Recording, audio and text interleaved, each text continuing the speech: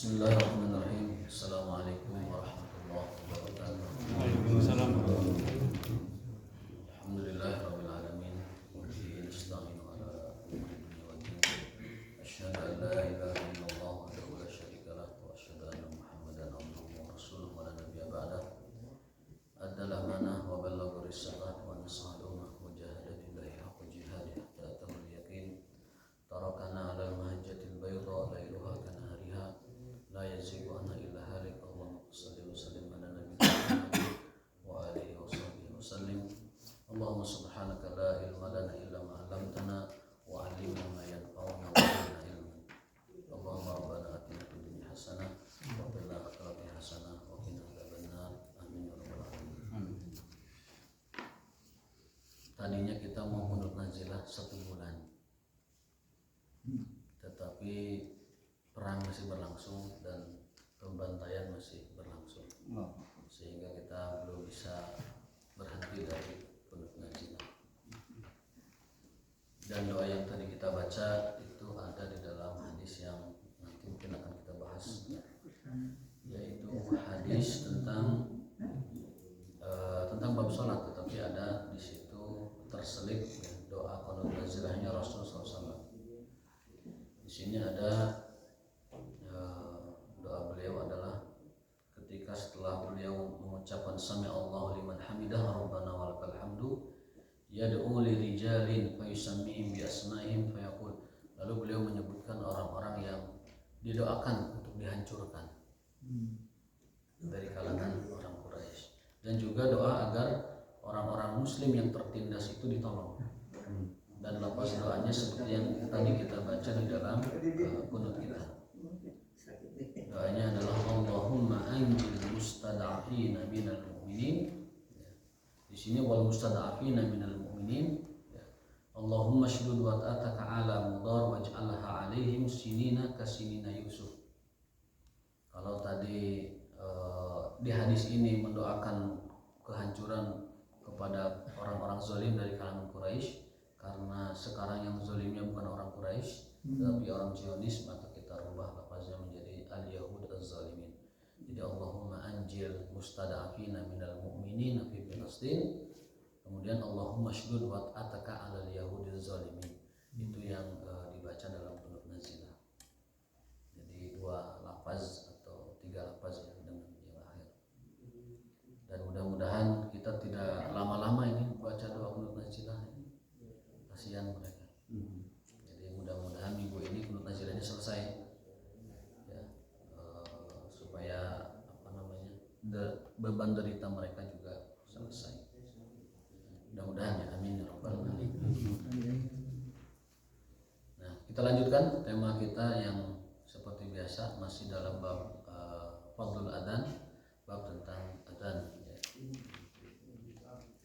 Kitabul adzan, masih dalam kitabul adzan. Nah, wa qala Umar ibn Abdul Aziz adzin adzanan samhan wa illa fa'tazilna. Umar bin Abdul Aziz, khalifah Bani Umayyah yang dikenal sebagai Khulafaur Rasyidin yang kelima. Jadi kita mengenal dalam sejarah itu Khulafaur Rasyidin ada 4, tetapi Imam Syafi'i menambahkan 1, yaitu Umar bin Abdul Aziz. Karena pada zaman beliau umat Islam berada pada puncak kejayaannya yang maksimal, puncak kesejahteraannya yang maksimal. Disebutkan di dalam sebuah kitab, di zaman tersebut tidak ada orang miskin dan tidak ada orang yang mau menerima pembagian dari zakat.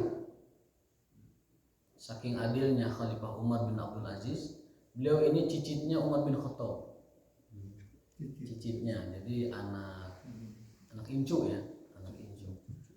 Cicitnya Umar bin Khattab radhiyallahu ta'ala anhu yang menikah dengan putri bangsawan dari dinasti Bani Umayyah. Maka Umar menjadi bapaknya menikah dengan putri bangsawan, sehingga anaknya ini otomatis mewarisi tahta kerajaan dari ayahnya.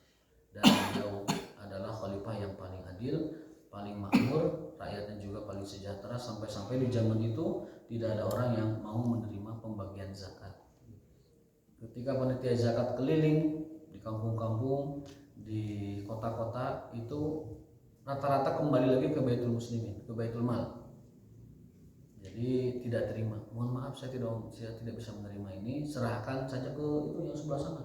Didatangi lagi, sama maaf kami bukan penerima zakat, sama sampai keliling lagi ke Baitul Mal. Jadi kas perbendaharaan zakat di kala beliau itu tersimpan dengan baik dan tidak ada orang Islam yang menerimanya karena sudah pada makmur. Di kita mah yang sudah makmur sudah kaya nggak miskin kan supaya dapat bantuan, dan itu fakta. Itu fakta, sudah ada yang mensurveinya. Sebuah media terjun ke masyarakat mengerahkan beberapa orang relawan begitu. Ada rumah yang 2 lantai, kemudian mobilnya juga banyak, tapi disebutkan kategorinya miskin agar dapat bantuan BLT dan lain sebagainya. Sampai jumlah tersebut signifikan membentuk sebuah data dalam surveinya itu termasuk kota yang termiskin gitu. Padahal setelah disurvei itu banyak yang orang kaya rela dimiskinkan agar demi itu. Ini mental orang yang tidak bersyukur ya. Miskinkan diri demi untuk bantuan, dan itu nauzubillah min dzalik ya. Di kita orang mampu juga kadang ngantri untuk bantuan, kadang juga rebutan, injek-injekan, mungkin juga dorong-dorongan demi mendapat bantuan padahal dia mampu. Nah ini mental ya, masalah mental. Mudah-mudahan ini mental segera berubah, karena Allah tidak akan merubah satu kaum sampai mereka merubah mental mereka sendiri. Innallaha la yughayyiru ma biqaumin hatta yughayyiru ma bi anfusihim. Allah tidak akan merubah suatu kaum kecuali mereka yughayyiru ma bi anfusihim. Kenapa anfus? Masalah jiwa, mental, karakter, mindset, sehingga mereka merubah karakter dan mindset mereka sendiri, akhirnya berubah menjadi lebih baik. Nah ini Umar bin Abdul Aziz menegakkan keadilan, kemudian menciptakan kemakmuran dan kesejahteraan bagi rakyatnya. Saking amannya di zaman beliau, tidak ada satupun pihak ataupun orang yang memberontak kepada beliau. Biasanya para khalifah itu ada perang-perangnya, biasanya ada kelompok tertentu, firqah tertentu, aliran tertentu ada saja yang selalu merongrong kekhilafahan. Tapi di zaman beliau tidak ada satupun kelompok yang mempermasalahkan ataupun merongrong kekuasaan beliau. Sampai dikatakan kalau orang ini mah jangan diganggu katanya. Jadi ada orang yang di kelompok tertentu yang selalu mengganggu kekhilafahan sebelumnya. Ketika beliau berkuasa, mereka mengatakan ketuanya kalau orang ini mah jangan diganggu katanya. Karena beliau ini khalifah yang soleh, yang adil, yang baik, dan menegakkan keadilan serta kemakmuran. Sampai konon dalam puisinya itu saking amannya di zaman beliau itu kambing ngiuhan dina awak singa. Jadi singa, kambing teh ngiuhan di dinya. Kan biasanya mah kambing teh dimakan singa. Tapi karena di zaman beliau itu keadilan merata, sampai-sampai hewan merasakan berkahnya. Jadi kambing ngiuhan dina awak singa, itu ungkapan yang luar biasa dari seorang penyair. Saking amannya di saat itu. Dan itu terkenal dalam sejarah kita, sehingga Imam Syafi'i memasukkan beliau sebagai khulafaur rasyidin yang kelima, yaitu Umar bin Abdul Aziz. Nah beliau mengatakan begini dalam bab azan ya, adzin adzan samhan, kumandangkan azan yang enakeun, samhan enakeun, ulah tarik teuing, ulah alon teuing, ulah ngaganggu Pak Tazil ka itu sing jauh mana. Lamun sakira suara adan teh ngaganggu, teu ngeunaheun sorana, tarikna ge ngaganggu, alonna ge teu kadenge, istilahnya gitu bahasa kuningan mah. Udah sana jauh-jauh sana. Jangan ulah adan di dieu bahasa urang. Ulah adan di dieu. Ini kata beliau, adzin adzanan samhan. Samhan itu yang lembut, yang enakeun, tidak terlalu kencang sehingga telinga kita ini pekak, tidak juga palas begitu, palas dalam arti kata teu ngeunaheun begitu. Dan juga membuat orang terganggu. Kalau mau begitu kata Umar bin Abdul Aziz, wa illa fa'tazilna, menjauhlah kamu dari sini. Jadi mun aya azan teu ngeunaheun atau tarik tidak nyaman gitu, membuat kita kesal, kencengnya itu membuat kita kesal. Ada yang begitu, Pak. Itu mendingan fa'tazilna. Kata Rasul, kata Umar bin Abdul Aziz, jauhlah dari kami. Mata sapeker itu jangan disongongkan ke pintu rumah orang, keganggu orang itu Pak. Sampai tertarik, kemudian karena corong rumah orang kan atau lantai 2 orang rumah orang gitu. Itu yang punya rumah terganggu. Tidurnya terganggu, istirahatnya terganggu, keluarganya terganggu, gitu kan. Nah, tidak seperti itu syariat Islam. Azan itu harus dibuat nyaman, indah, dan seruan untuk sholat. Samhan. Samhan itu nggak ada bahasa Indonesianya. Samhan itu nggak ada bahasa Indonesianya. Enakan bahasa Sunda. Makanya kun rajulan samhan, jadilah laki-laki yang samhan. Samhan nggak ada terjemahannya. Para ulama, para masyayikh, para aulia sering disebut samahatu syekh al-alamah. Kenapa disebut samahatu syekh? Ya orang yang baik gitu, orang yang membuat orang itu merasa nyaman dengan dia.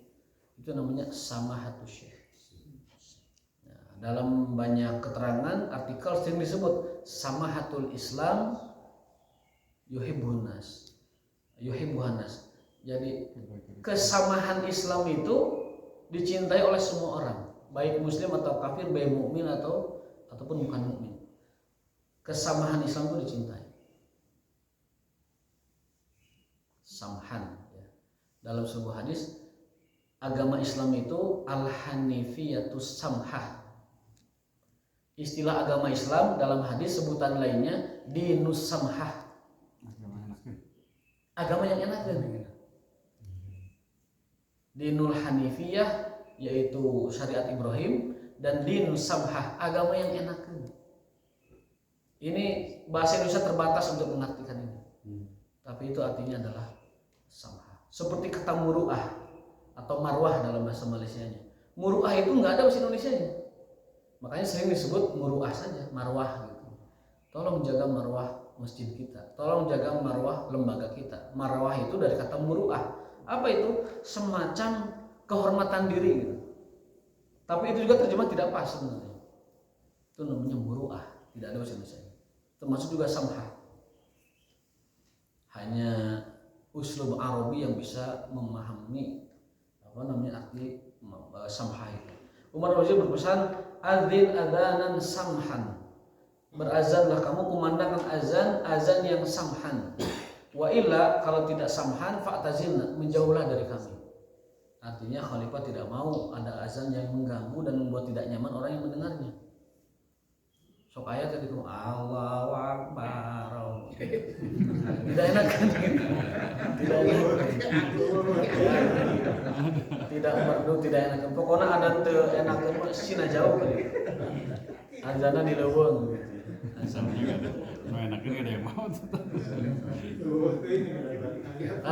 Tengok aja menjaga syiar aja lah. Menjaga syiar. Jadi perkataan beliau ini bisa menjadi, kalau sekiranya azan tengenahan sing jauh-jauh sana, fa'tazilna, menjauhlah dari kami.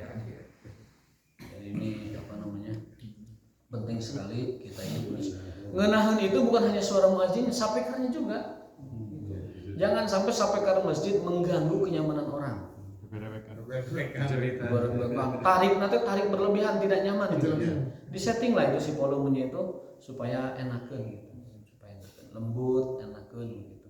Jangan sampai tarik kemudian mengganggu orang yang istirahat, mengganggu orang yang segala macam. Ini azan.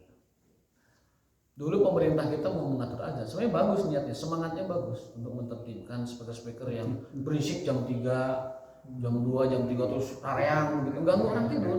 Itu kan cuman bahasa beliau itu, diksi yang digunakannya tidak sopan gitu. Tidak sopan dengan bahasa yang kurang sopan lah. Menegur suara azan yang tidak teratur, suara mic maksudnya, suara mic speaker dari masjid-masjid yang tidak teratur, bagus itu ditertibkan. Dan di semua negara Timur Tengah juga tertib, nggak ada orang yang masih janari mengganggu orang tidur, mengganggu.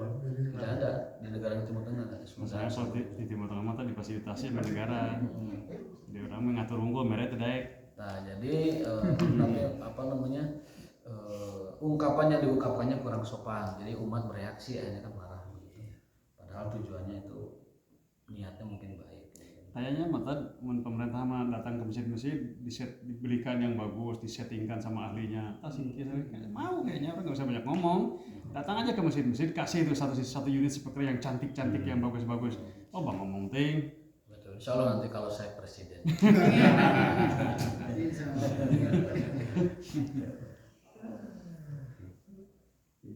Karena Bang Adi nggak mau saya jadi presiden Bang Adi. Nanti saya kasih beasiswa Bang Adi kalau saya jadi presiden. Tadi mah yang Jokowi. Politik.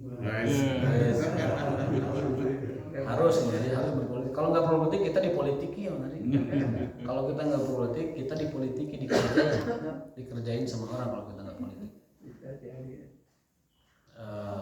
Itu ungkapan di awal pembahasan bab tentang hukum raf'i saut, meninggikan suara ketika azan. Jadi boleh suara itu tinggi tetapi tinggi yang samhan, yang enakeun, enakeun, tidak mengganggu, tidak membuat orang merasa tidak nyaman. Berikutnya adalah an Abu Sa'idin Al-Khudri radhiyallahu anhu qala li inni araka tuhibbu al-ghanama al-badiyata. Ini dari Abu Sa'id Al-Khudri, beliau menceritakan bahwa aku melihatmu sangat menyukai kambing dan pegunungan. Fa idza kunta fi ghanamika aw badiyatika fa adzanta bis salati farfa sautaka. Nah, kalau azan di leuweung ngangon domba di pegunungan, di itu di bukit di leuweung, irfa sautaka, tinggikan setinggi-tingginya. Satakar kebek. Nabi ka uratna pegat-pegat lah bae azan gitu. Sautaka bin nida, dengan azan, fa innahu la yasma'u mada sautil muadzin jinnun wala insun wala syai'un illa syahidalahu yaumil qiyamah. Karena semua yang mendengar suara azanmu, baik jin, manusia, pohon, hewan, semut-semutan, sampai kemanapun suara azan itu sampai, akan menjadi saksimu di akhirat. Jadi muadzin itu disaksikan suaranya siapa saja yang mendengarnya. Jinnun, insun, syai'un. Segala sesuatu, bahkan jin, bahkan manusia yang sampai suara azan kepadanya akan menjadi saksi nanti di yaumul qiyamah.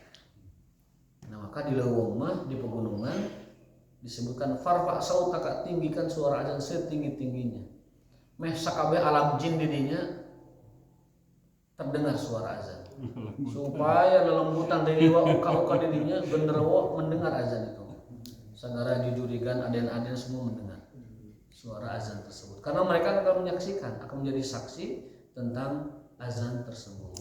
Ini hukum azan di pegunungan itu adalah dianjurkan.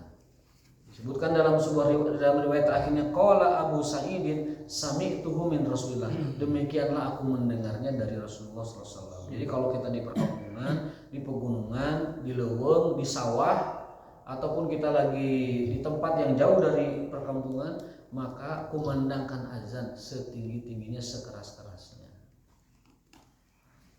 Azan di leuweung berarti. Kan dulu waktu kita masih kecil suka diajak ke leuweung oleh orang tua. Itu azan di sana, sing tarik azan. Supaya semua jadi saksi azan kita.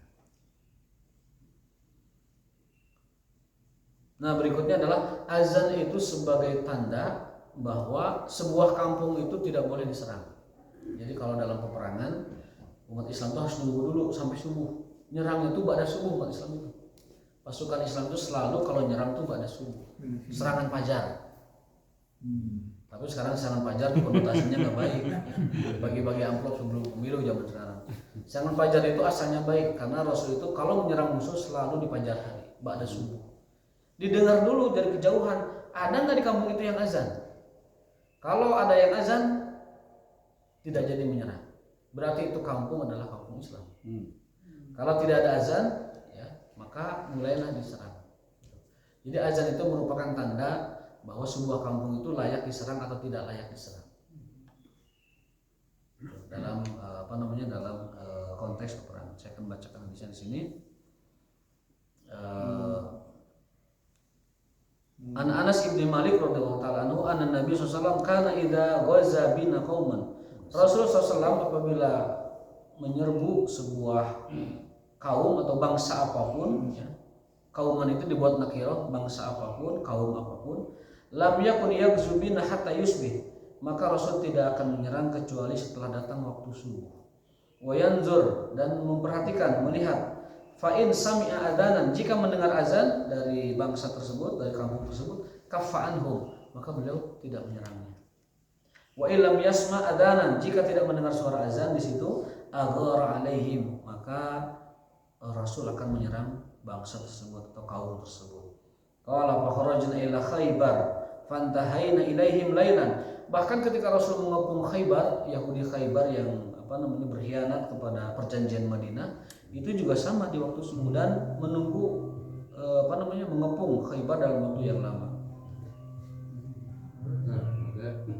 Ya, iklan sekedar. Falamma asbaha wa lam yasma' adzanan raqiba wa raqibtu khalfa Abi Talha. Ketika beliau tidak mendengar suara azan dari benteng Khaybar itu, ya, yaitu benteng terkuat orang Yahudi di Madinah, dan itu kekuatan terakhir orang Yahudi di Madinah. Ketika Rasul tidak mendengar suara azan, nah baru digempur itu bentengnya. Makanya sekarang ada lagu yang sangat terkenal di dalam perjuangan Palestina itu, judulnya itu Khaybar Khaybar ya Yahud Jaisu Muhammad Saufa Yaud. Maksudnya, ingatlah wahai Yahudi ketika engkau dikalahkan di Khaybar. Karena Khaybar itu adalah cerita paling tragis dalam sejarah bangsa Yahudi. Mereka diusir, petempurnya dihukum mati, ya, tentara Yahudi dihukum mati, lalu sisanya diusir, dan anak-anak serta wanitanya ditawan. Itu kejadian paling tragis dan paling mengenaskan, atau kekalahan yang paling tragis dalam sejarah bangsa Yahudi di Khaybar. Makanya orang-orang Palestina sering melakukan lagu itu, Khaybar Khaybar ya Yahud Jaisu Muhammad Saufa Yaud. Ingatlah Yahudi dengan peristiwa Khaybar, tentara Muhammad akan segera kembali. Ini kisahnya dari sini tentang pengepungan benteng Khaybar. Di Khaybar itu ada seorang jagoan namanya Marhab, sangat ditakuti oleh semua orang Madinah. Preman beliau, nggak ada yang berani. Preman Yahudi, namanya Marhab. Lalu dia menantang orang-orang, siapa yang berani melawanku? Dan semua ngerengkok, waduh si Marhab ya. Tenwanian, kalau badannya kekar dan pemberani. Dia memang dikecualikan dari orang Yahudi itu, dia kecuali. Mungkin dulunya turunan Arab, dia masuk Yahudi mungkin. Pokoknya dia tuh dijagokan gitu. Sampai akhirnya Ali bin Abi Thalib maju dan mengatakan, aku yang akan membunuhmu. Sehingga mereka bertarung dan mati si Marhab ini di tangan Ali bin Abi Thalib radhiyallahu taala anhu. Jadi Ali ini luar biasa keberaniannya itu. Bahkan di perang satunya lagi, perang Ahzab kalau tidak salah, beliau itu menumbangkan jagoan Quraisy namanya Amr bin Wud. Amr bin Wud ini jagonya Quraisy. Umar bin Khattab kalah sama dia. Ketika dua-duanya di masa jahiliyah ada adu panco. Tapi panconya jahiliyah bukan panco begini. Panco nanti narok kontak lamun sapat eta pangjagona. Jadi ngambil pedang, kalau onta itu sampai putus ditebas badannya, dia jago. Umar bin Khattab finalnya itu melawan Amr bin Wud dan kalah. Ketika Umar menyabet onta di zaman jahiliyah, tidak putus ontanya. Pas si Amr kan aing jebret putus ontanya. Halik aing jebret putus.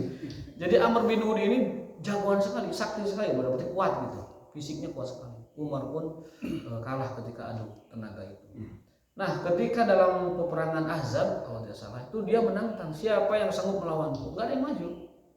Tidak ada yang maju. Semua ketakutan. Udah ketakutan dalam arti kata tahu kualitas orang ini kalau berantem kayak apa. Kalau bergulat kayak apa. Yang maju siapa? Ali bin Abi Thalib. Ali bin Abi Thalib. Dan dia membaca sebuah syair. Ana ladzi sammatni ummi Haidar. Akulah Ali bin Abi Thalib yang dulu ibuku menyebut namaku dengan panggilan singa. Jadi anak kecil itu kalau laki-laki panggil dengan kata-kata yang semangat. Gitu. Kalau anak laki-laki, singa sini, macan. Makanya orang Arab itu nama Fahad, macan, kan? Namir itu leopard. Kemudian apalagi itu Asan, singa. Haidar itu semacam jaguar, gitu, maung. Nama seperti itu. Nah Ali itu oleh ibunya dulu ketika kecil dipanggil seperti itu. Ya Haidar, wahai singaku sini. Pangmani kencengek kan. Bahasa orang lain nama begitu. Pangmani kencengek ke warung, beli endog. Tapi panggilannya itu panggilan keberanian. Nah, anak kita juga ketika dididik dengan panggilan-panggilan keberanian nanti bisa berani. Ini ilmu buat orang tua juga. Jadi jangan sampai anak itu laki-laki tapi dipanggilnya panggilan-panggilan yang mohon maaf melemahkan begitu. Feminin gitu. Feminin. Jangan dipanggil feminin karena itu akan akan menyerap kepada kepribadiannya. Nah, Ali bin Abi Thalib setelah membaca syair itu, akulah Ali bin Abi Thalib yang dulu ibuku selalu memanggilku dengan panggilan Haidar, singa. Maka si Amr bin Ud itu ditebas sama Ali bin Abi Thalib. Namanya Superman. Superman, kayak Batman gitu. Berarti terobsesi ngapung, ngapung ya, itu bahaya. Batman bisa Superman. Jadi Ali bin Abi Thalib ini luar biasa keberadaannya, mengalahkan jago-jago Quraisy, jago-jago Yahudi. Maka beliau tidak ada yang mengalahkan keberanian dan kepiawaian memainkan pedang. Itu Ali bin Abi Thalib. Suatu hari Rasulullah SAW itu mengatakan, Ali, ada yang lebih hebat darimu. Seseorang bukan lebih hebat, lebih berani. Ada yang bisa menantangmu dan mengalahkanmu. Dia lebih berani darimu. Siapa orangnya? Nanti akan kau lihat di ujung Madinah sana. Di ujung Madinah, di pinggiran Madinah gitu. Lalu Ali mengintai siapa orang itu, pakai beberapa yang nggak kelihatan wajahnya. Siapa itu? Diperhatikan, diikuti, didekati. Ternyata pas dibuka Rasulullah. Oh, tuh iya, atau iya pasti. Artinya yang ada yang lebih berani dan lebih hebat dari Ali, yaitu Muhammad SAW. Ada kisahnya. Ketika suatu malam di Madinah itu terdengar gemuruh suara pasukan pendatang gitu, seolah mau menjajah Madinah, suara dari kejauhan. Itu para sahabat pada bangun malam-malam dan bermusyawarah. Karena tidak mau mengganggu Rasul, mereka ingin mengintai dulu ada apa di sana. Mereka bermusyawarah, kumpul beberapa orang, ayo kita susul, jangan-jangan ada potensi bahaya, ada musuh yang menyerang kita. Lalu mereka bareng-bareng ngabring menengok suara apa itu di pesisiran Madinah itu. Ternyata dari ujung sana itu muncul sosok pakai kuda dan rapi dengan ininya, dengan baju siaganya, datang dari kejauhan sosok itu. Pas mendekat, Rasulullah. Jadi sahabatnya melihat potensi bahaya teh rapat heula, Rasulullah langsung menyusul. Ada apa di Madinah? Memastikan bahwa tidak ada ancaman bagi orang Madinah. Survei. Rasulullah SAW. Nah, ini yang menegaskan bahwa Rasul itu asja'un nas. Rasul itu orang yang paling berani. Bahkan lebih berani dari para sahabat semuanya. Rasul itu adalah orang yang paling berani. Itu dalilnya hadis itu, bahwa ketika ada suara pasukan mau menyerang Madinah, itu Rasul sendiri melesat langsung mengecek ada apa. Ketika para sahabat baru pada berdiskusi mau ke sana, ternyata dari kejauhan ada sosok yang datang dari arah suara itu. Ternyata Rasulullah SAW. Itu keberanian beliau. Jadi di sini dianjurkan kita ini menggunakan azan yang sekencang-kencangnya di pegunungan ataupun di sawah-sawah, di ladang-ladang. Mau waktu sholat nggak sholat azan aja nggak apa-apa. Sing tarik, khususnya waktu sholat. Karena supaya yang di sini tuh mendengar, ini ada yang memandangkan kalimat tauhid, ada yang memandangkan zikir kepada Allah secara kencang. Jadi di tempat itu kan tidak ada yang mengganggu, tidak ada yang terganggu dengan itu, maka mengencangkan suara azan itu adalah dianjurkan. Sebagaimana dalam hadis ini, aku mendengarnya dari Rasulullah SAW. Kemudian hadis yang tadi yang berikutnya adalah bahwa Rasul itu menunggu dulu di Khaybar. Ini Khaybar ada azan enggak? Ternyata ditunggu lama tidak ada azan. Walam yasma adzanan raqiba wa raqibtu khalfa Abi Thalhah. Wa inna qadami la tamassu qadam Nabi sallallahu alaihi wasallam faqala fa kharaju ilaina bimakatilihim wa masahihim. Falam ra'u nabiyya qalu Muhammadun wallahu Muhammad. Ini orang Yahudi menyaksikan Rasulullah SAW menyerbu benteng itu dan mereka ketakutan. Pasukan Yahudi akhirnya dikalahkan, para petempurnya dihukum mati karena berkhianat, ya. Lalu selebihnya itu ditawan dan harta ghanimahnya dirampas. Kemudian sisanya diusir setelah itu dari kota Madinah. Sejak itu tidak ada Yahudi satupun di kota Madinah. Itu yang terakhir adalah yang Khaybar itu. Falamma ra'ahum Rasulullah sallallahu alaihi wasallam Allahu akbar kharibat Khaybar inna idza nazana bi sahati qaumin fasa'a sabahul mundarin. Lalu para sahabat bertakbir Allahu akbar kemudian mengatakan sungguh celaka orang Khaybar karena pagi ini merupakan pagi yang paling buruk buat mereka. Fasa asobahul mundarin, ini pagi yang paling buruk buat orang Yahudi di Khaybar. Jadi itu balasan orang yang mengkhianati perjanjian. Kan dulu ada perjanjian antara Rasulullah dengan orang Yahudi dan orang Nasir, ada perjanjian. Perjanjian itu namanya Piagam Madinah. Isi Piagam Madinah itu diantaranya adalah seluruh warga Madinah, baik Muslim, Yahudi atau Kristen, wajib menjaga ketahanan dan pertahanan kota Madinah. Jika ada yang menyerang suku ataupun negara lain menyerang Madinah, walaupun menyerangnya hanya kepada Yahudi, maka wajib semua Madinah membela kota Madinah. Atau ada musuh dari luar, tujuan targetnya umat Islam, maka wajib seluruh Madinah membantu dan menolongnya. Jika ada yang menyerang Nasrani, maka seluruh kota Madinah juga membantu. Maka itu disebut Piagam Madinah, Piagam Persatuan Nasional. Siapapun orang Madinah diserang oleh pihak musuh, seluruh kota Madinah bangkit dan melawan musuh yang datang itu. Nasionalisme itu adalah dalil nasionalisme yang tidak ada duanya. Piagam Madinah itu adalah piagam hak asasi manusia yang paling pertama dan piagam ketahanan dan pertahanan nasional yang paling pertama. Dan itu diakui oleh para ahli hukum kita, dosen-dosen, profesor-profesor yang ahli tata negara itu ketika di kelas mengatakan bahwa piagam Madinah itu piagam yang paling hebat dalam sejarah umat manusia. Si Yahudi berkhianatnya gimana? Yahudi berkhianatnya ketika ada penyerangan Ahzab, pasukan sekutu musyrikin, kabilah Arab, kemudian orang-orang memusuhi Islam itu 10.000 jumlahnya. Dalam riwayat lain 12.000 menyerang kota Madinah. Pasukan gabungan koalisi musuh menyerang Madinah. Di Madinah saat itu tidak banyak pasukannya. Akhirnya diusulkan oleh Salman Al-Farisi membuat parit. Membuat parit di sekitar Madinah, tapi ada yang dikosongkan, tidak buat parit karena percaya saat itu bahwa orang Yahudi di situ dan orang suku setempat akan membela Madinah sesuai perjanjian, tidak digali parit.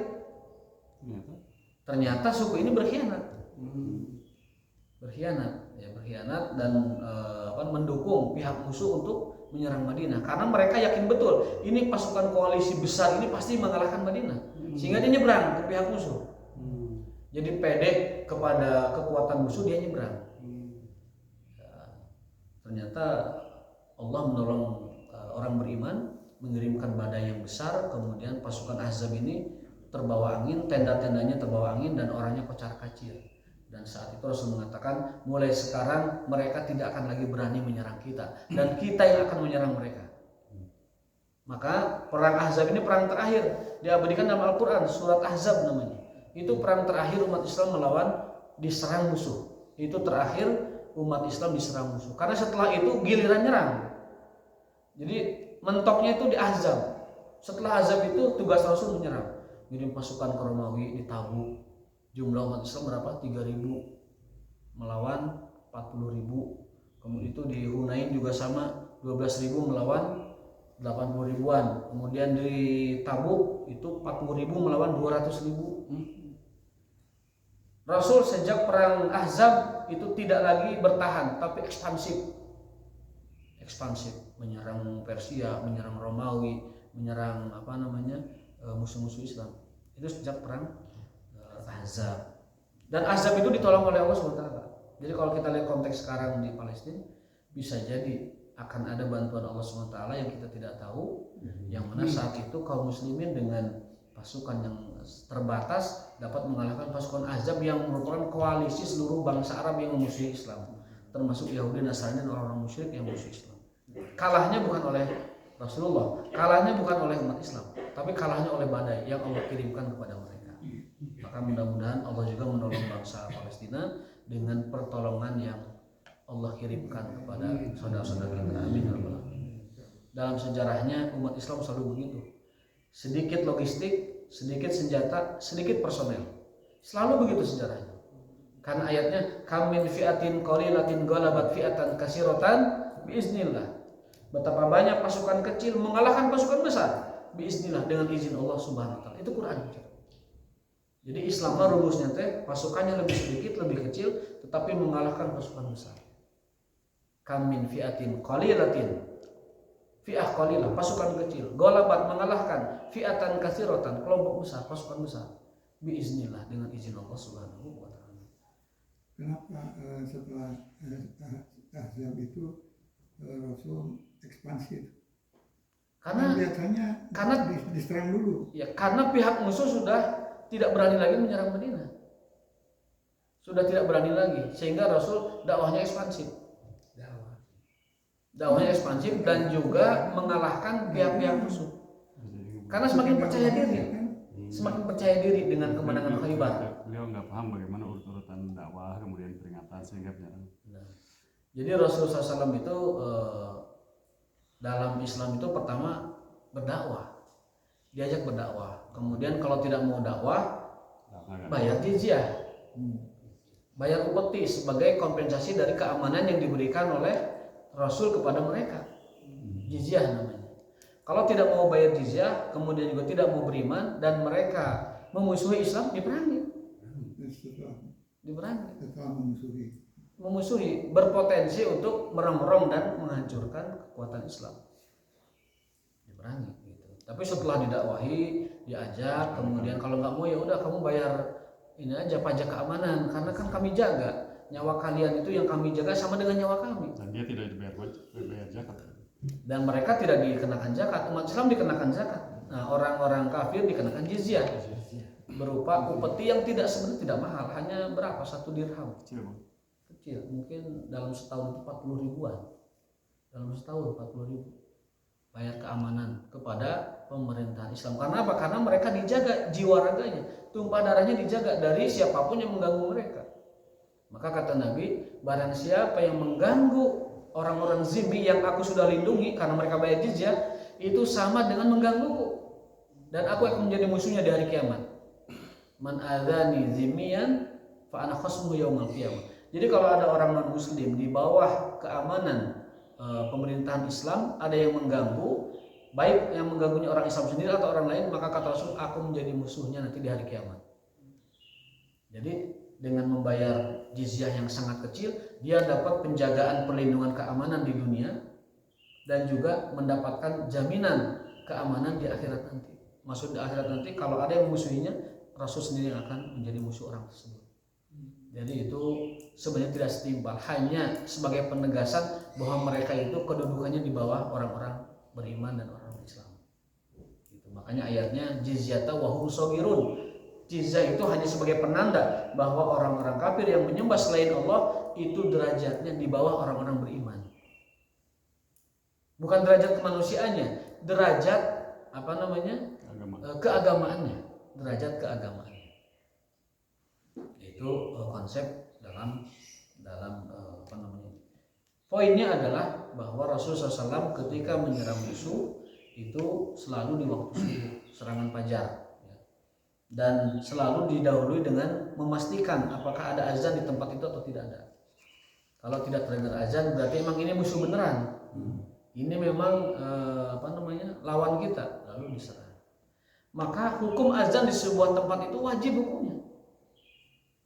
Sebuah perkampungan, sebuah tempat kaum muslimin tidak ada azan, bisa diperangi. Diingatkan, kenapa tidak ada azan? Ditegaskan kepada mereka harus ada azan. Kalau ada perkampungan muslim dimanapun tempatnya harus ada azan. Itu penanda bahwa itu adalah perkampungan muslim. Itu adalah wilayahnya orang-orang Islam. Nah, kalau tidak ada diperangi. Karena azan merupakan syariat syiar yang paling utama dalam agama Islam terkait dengan syiar-syiar yang zahir, yang nampak di permukaan. Itu berkenaan dengan azan sebagai penanda bahwa sebuah tempat itu aman, sebuah tempat itu tidak dapat diserang kalau ada terdengar suara azan. Masih ada waktu. Bab mayaqulu idza sami'al munadi. Nah, yang hadis ketiga dari bab azan ini adalah ketika kita mendengar azan, maka kata Rasul, idza sami'tu munida faqulu misla ma yaqul muadzin. Ikuti seluruh apa yang dikatakan oleh muadzin. Ikuti, turuti seluruh lafaz yang dikatakan oleh muadzin. kecuali ketika muazin menyebut hayya 'alas shalah qala la haula wala quwata illa billah. Dalam hadisnya itu azan itu lafaznya semua diikuti kecuali lafaz hayya 'alas shalah. Kita mengatakan la haula wala quwata illa billah. Kalau azan subuh as-salatu khairu minan naum memang tidak ada hadisnya. Jawabannya apa?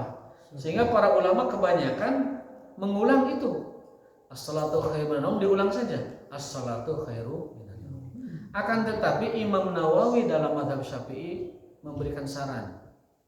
Imam Nawawi, sekali lagi Imam Nawawi, bukan hadis. Beliau menyarankan baca saja sodakta wa barakta.